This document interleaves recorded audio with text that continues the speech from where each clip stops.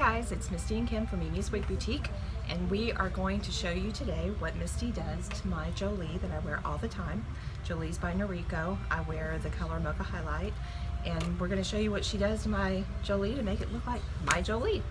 Yeah, straight out of the box, it just doesn't look like Kim. So No. She likes a bang. You'll see the differences as we go along.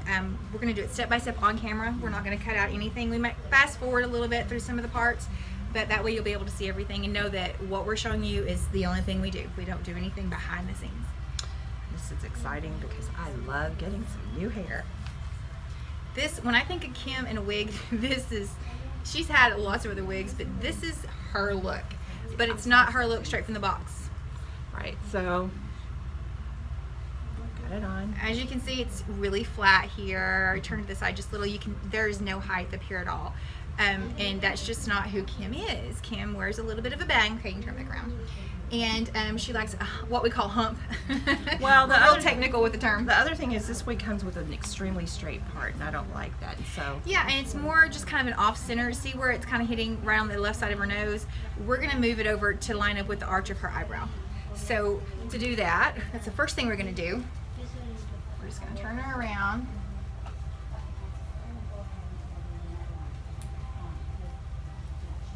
Kind of look in the mirror and see. Yep, that's where I like That's my where part. she likes her part. Put a clip in it. And the first thing I'm going to do is I'm going to steam that in. We're going to leave her just like that. Isn't that cute? It's like my mom But just we're put not those going barrettes. to we're not going to steam it on my head. Not on her head. Okay. That's kind of a hazard. But we're going to steam that part in to keep it over so while we're cutting it that it's not going anywhere. Now the whole steaming thing is one of the things that you don't want to try at home. Misty is a master stylist and has been doing synthetic wigs for over 10 years. She knows what she's doing, and you can, if you put steam to your wig in the wrong way and use the wrong technique, you'll just ruin it. So but we're going to show you what she does. Make it look so good. And at the same time, I'm just pulling down what's going to be later on a little wispy bang. And again, you don't want anything straight, so I just kind of zigzag it a little bit, really irregular. I mean, you want it as natural as you can be. That means no straight zigzag. You remember like that was in style a decade or so ago? We don't want that look, but we don't want it also to be just a straight line. Right. So I've got this pinned into a wig block.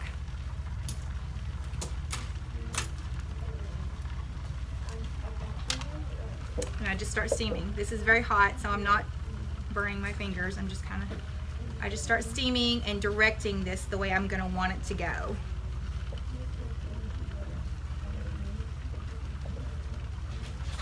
While she's doing that, I'll just remind everybody about the Milano Wig Grips. They are the originators of the wig grip, and you need to wear a wig grip if you're going to keep the wig on your head. So you wear the white label on the right side of your head, you Velcro to the back. It actually protects your hairline, so if you're worried about your hair thinning and worried about some of the friction buildup that can come with wearing a wig at that hairline, your wig grip is actually going to protect it. So there's just a number of reasons why you would want to wear a wig grip instead of combs or bobby pins or, you know, the little hose caps that we use that we have to put on you for hygienic purposes before you can try on a wig. None of those things are going to perform for you like the wig grip will. So Okay, next thing I'm going to use is this styling brush. It's a hot air brush, but it's plastic. We've featured this on some of our Wig Talk Wednesdays when we talk about the products we use. This does not get hot enough to ruin your wig. So if you're watching this, you can do this at home and not ruin your wig, but make sure it's a plastic. Right now, it's made by Helen of Troy. The manufacturer just told us they're changing it. Helen of Troy and Hot Tools are the same company, but it's going to be called Hot Tools, and I think it's going to be black and pink, something like that. So if you're out looking for it in the near future, it won't be this color.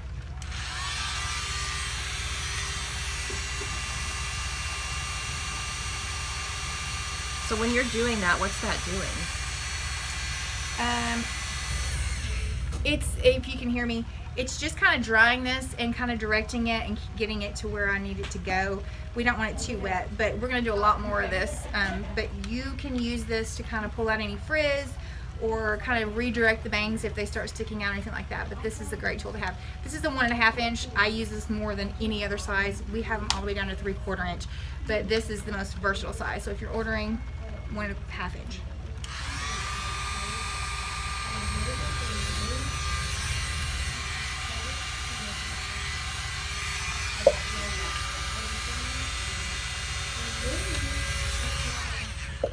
Okay, this is nowhere near done, but I just have kind of things going the direction I want them to go.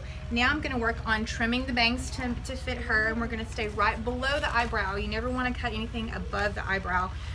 You'll have what we call baby bangs. Those might be fashionable in some magazines, but it's not in real life. Well, we've all had them. Oh, I've had them more than my fair share. You know, because when you're young, you don't think, oh, wet hair's, you know, going to shrink when it's dry. And so you think I have this nice bang and it ends up being up here. I think that was my this is already looking like junior in high school picture. I had, I mean, they are not even baby bangs. I think I cut mine when I was like 3. I was in high school. But the sad thing is I didn't do it myself. Anyway, you can see just from what I've done so far, I've already got her part moved over. I'm still going to work on it. We're going to separate this a little bit, get her a little bit more of a hump, but I'm going to start trimming these bangs right now.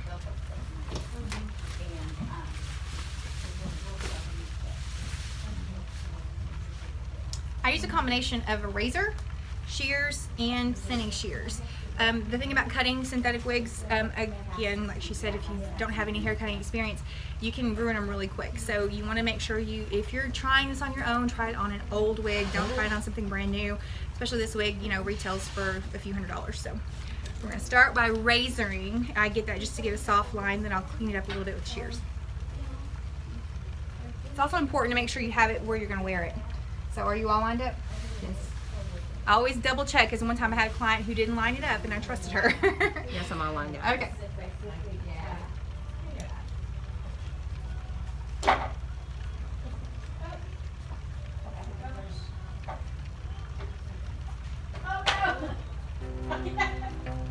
The razor just gives a soft, feathery look to it. And again, we're not going to cut too much. These are still pretty long, but I don't want to go too extreme because I'm going to shape them a little bit more. I'm just getting the bulk of it out of the way. And then I'm going to come through on the edges here and just hit them with the thinning shears into the longer pieces. We want it nice and soft. No heavy transitions. You always want to feel like you're over texturizing. You're going to texturize on a wig a lot more than you're going to texturize on a human head of hair.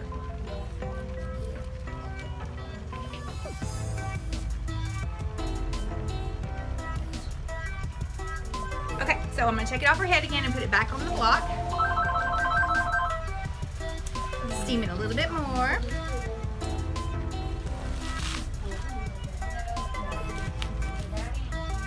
Always line it up. Always make sure to do that, because if I'm, you know, steaming something in place, I don't want to steam it going the wrong direction. Unless you have a crooked head, then. Yeah, we've known a few of those. It's more in the brain, though, I think, than that. I think you're right. All right, now I'm going to work on getting those bangs cut out. Kim doesn't like them flat against her forehead, so we're going to curve them out. To do that, I'm going to do a combination of this and the steamer at the same time.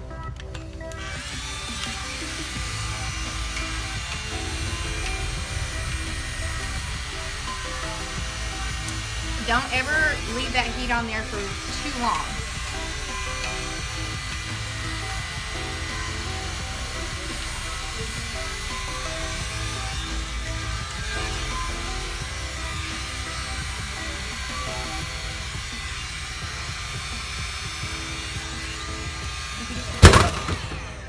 We're gonna edit that out.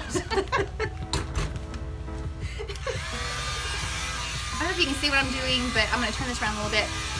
She likes kind of what we call a hump, so I'm just getting this to go straight back. It's going to look weird as I'm doing it, but I promise it'll fall in place good.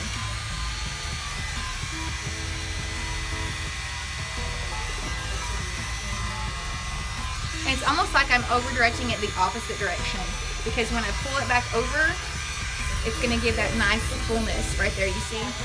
So kind of over-direct it, and then same thing with your own hair. If you're drying your hair and you're parting the direction I'm parting, I would dry it going the opposite way. That way when you part it back over, you have some fullness. And I'm going to work on lifting this part a little bit more. And to do that, I just use this small little handy-dandy 3-row brush. And I just pick it up at the root and then then steam the root and lift. I could probably do this wig in my sleep. Yeah, you probably could. You've done enough of them. Because inevitably, every time Kim wears this, somebody wants it. And they don't want it from the box. They want it just like Kim. Everybody wants to be like Kim. No, you do such a good job on it.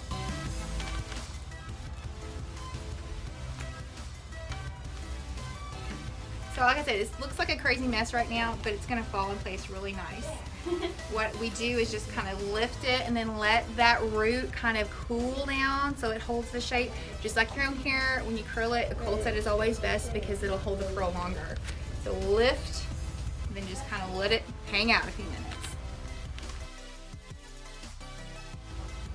It's kind of like I always say, you know, it always gets worse before it gets better. That's kind of the way this wig looks, and you're probably looking at it thinking, that looks horrible, but I promise. See the finished product. I know it's going to look great. Okay. Now I'm just going to like hit it with this.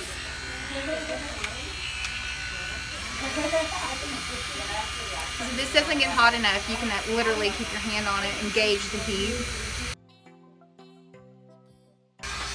Now on the side over here, she likes a sweep, so usually what I come in here and do is just wrap this around and kind of direct it away from the face.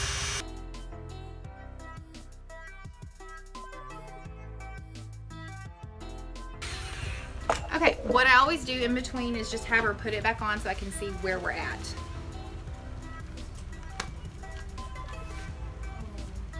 And then I can whine about little bitty. Here and there. She always wants a little bit here and there. That's okay. That's part of customizing wig, is making it yours.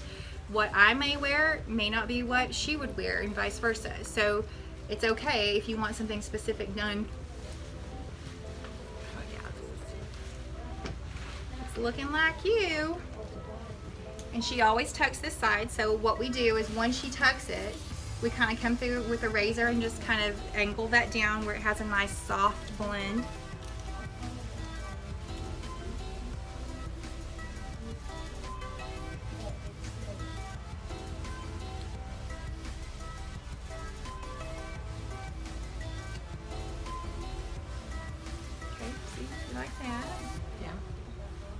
See how much looser it looks up here? Just, I mean, from just a little bit I've done. Things are a little bit long. She says they're in her eyeballs. Who needs eyeballs? And this side looks a little heavy, so what I'm going to do is come through and just kind of texturize right over here.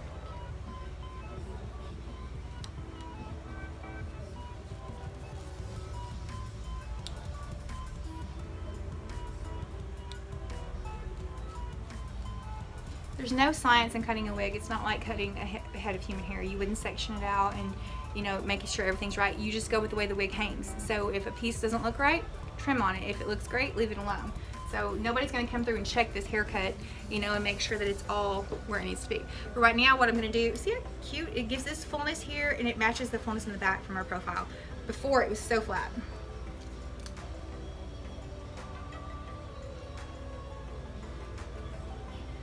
Always point cut if you're cutting up into the wig, never straight across because we don't want any harsh line.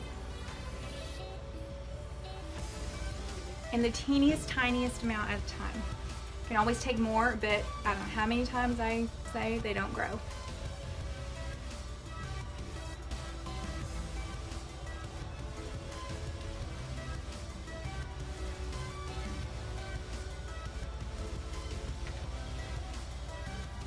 Over your left eye. Good.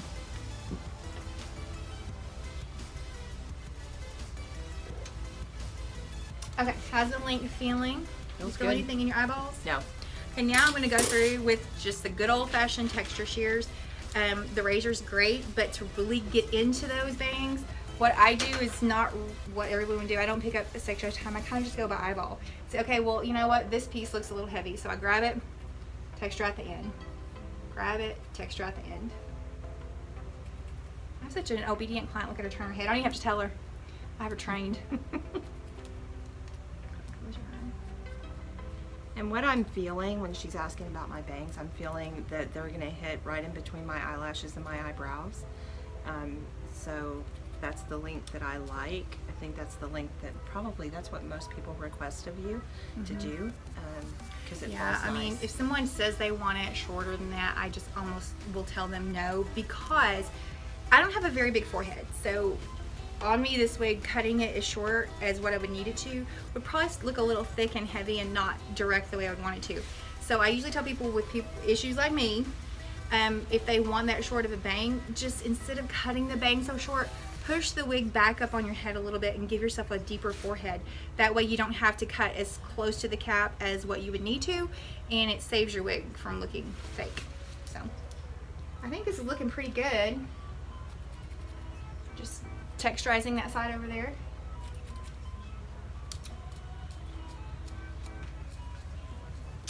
All right, I think this is That's looking it. good, Kim. One of the things just to bear in mind when she does this, one of the things that I like by her directing that is when I bend my head down, the hair doesn't hang down on my face. The other thing is, and I get asked this all the time, because I always tuck this side, it makes this cute little tuck under.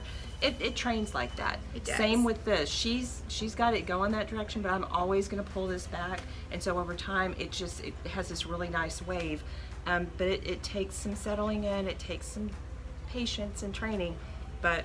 And don't be afraid at first to put a little hairspray on it. You don't want to overcoat it, but if you have a piece or two that's kind of going the direction you don't like it, just put the hairspray on it a little bit. You don't have to spray it every time you put it on. So, spray it, wear it, wear it a couple of times, and then spray it again if you need to, because you don't want to overcoat it, because then it gets into some, issue of getting all the hairspray out. But it is trainable. I mean, the most common misunderstanding is people thinking, oh, you know what, I'm gonna put this wig on and I'm never gonna have to touch it, it's gonna be perfect. You have to make it yours. I mean, 9 times out of 10, when you get a wig, it has to be made yours. It's, sometimes, yeah, it works, especially pixie cuts that are short. People don't have to do anything to it. But when you're wanting this to look like you, just put your hands in it, make it you. All right. Anyway, that's it. We just had promised you before we were gonna show you what we did, and so you would know. If you have any questions, just shoot them in the comments below. Make sure you like our Facebook page, follow us on Facebook, and turn on your notifications on YouTube. So we'll be back with more information soon. Thanks for watching. Bye.